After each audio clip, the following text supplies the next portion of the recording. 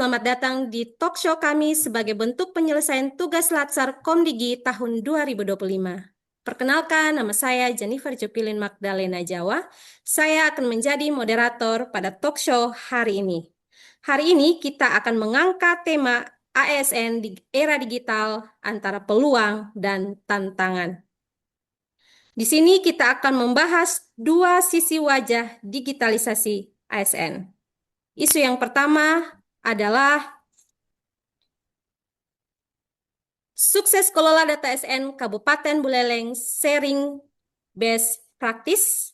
Dan yang kedua, 5 ASN Bitung yang menjadi tersangka korupsi perjalanan dinas. Oleh karena itu, pada hari ini sudah hadir bersama-sama dengan kita 4 narasumber hebat.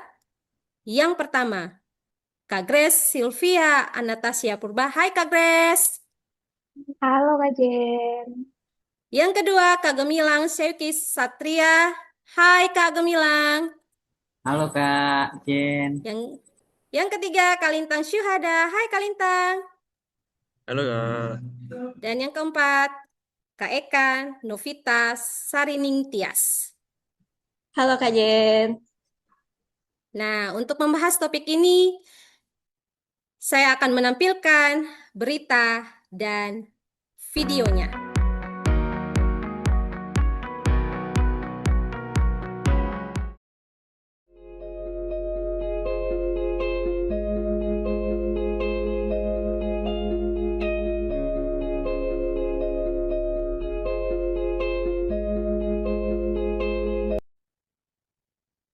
Nah, kita sudah melihat berita dan video yang ada. Mari kita berdiskusi tentang berita dan video tersebut.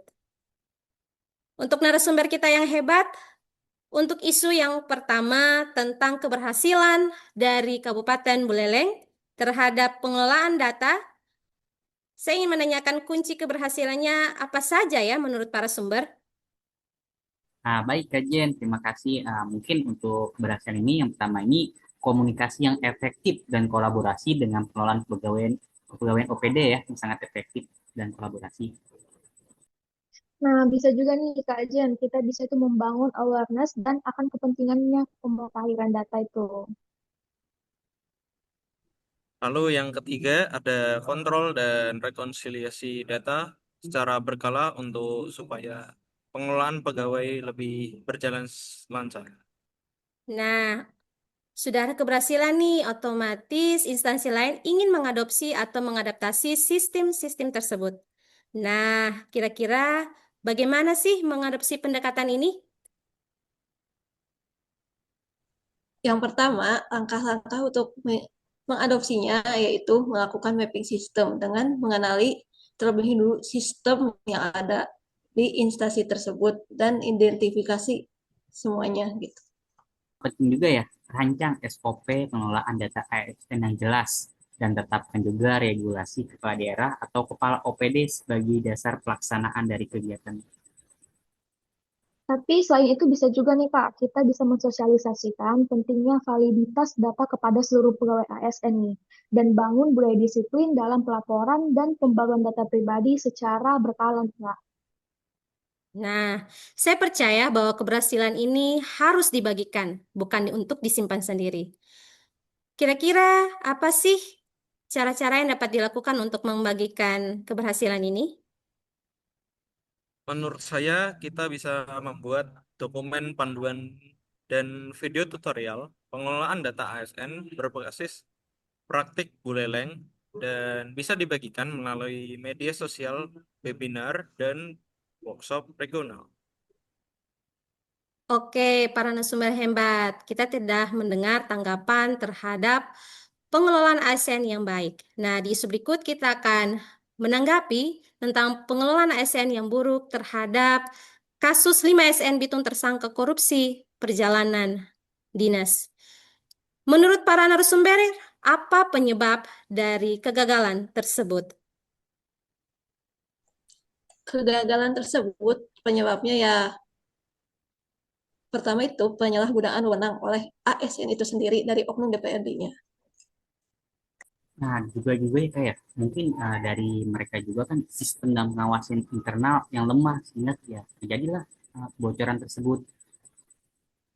Bisa juga nih Kak, karena moralitas dan etika ASN-nya yang rendah juga bisa menyebabkan hal itu. Untuk tidak terulang lagi kegagalan-kegagalan tersebut untuk seorang ASN, apa saja sih yang harus dilakukan? Nah, yang sangat nggak kalah penting juga pengawasan juga Kak. Pengawasan dari internal maupun eksternal yang sangat ketat juga agar tidak terjadi kebocoran tersebut dan tidak terulang. Bisa juga, oh, maaf. Bisa juga nih Kak, kita harus memberikan sanksi hukum yang jelas nih Kak, supaya tidak terulang juga nih. Hukumnya juga harus jelas. Lalu sebagai seorang ASN, bagaimana sih cara menghindarinya agar tidak terulang atau tidak melakukan tindakan tersebut? Hmm.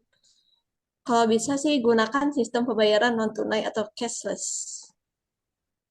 Dan kita juga bisa mewajibkan geotagging dan memberikan bukti digital. Nah, juga yang tak kalah penting juga ya Kak, bagaimana kita juga bisa memverifikasi pihak ketiga mau baik hotel maupun transportasi.